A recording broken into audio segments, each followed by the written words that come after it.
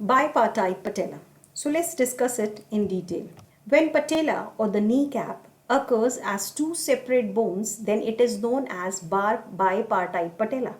As you can see here in this image, patella is a single bone. But here we have a patella which is divided into two parts. It occurs as two separate bones. Now these two bones, they both ossify from two different centers instead of one. So this condition occurs in around 2 to 3% of the total population.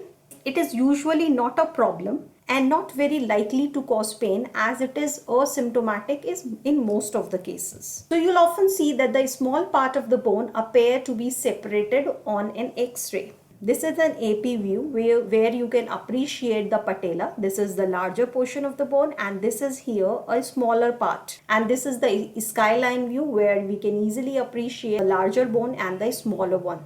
So a small part of the bone appears to be separated on the X-ray.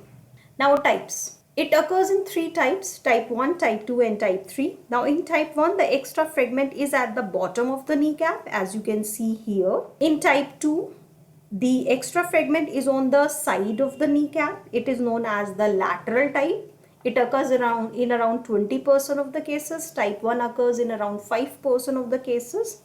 And in type 3, the extra fragment is on the top or the outer edge, which is known as the superolateral type. It occurs in 75% of the cases. It is most commonly diagnosed as an incidental find. So in most of the cases, it is often discovered by chance during an X-ray of the knee that is being taken for another reason.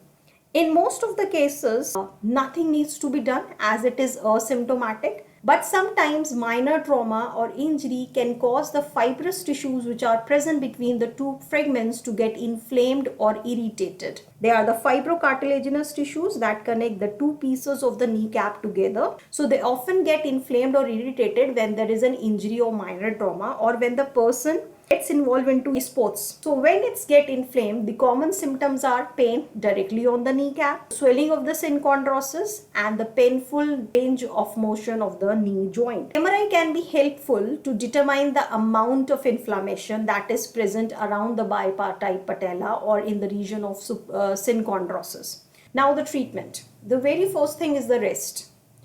We should advise patient to do proper rest and not get involved too much into sports activities. Second, compression knee bracing. Third, physical therapy. And fourth are the non-steroidal anti-inflammatory drugs. In few cases, surgical treatment is recommended. It is done in patients who develop persistent symptoms. Surgery consists of removing smaller fragments of the bone or detaching the muscles that inserts on the smaller piece of the bone. So this is how this case is being treated surgically, and this is all about bipartite patella.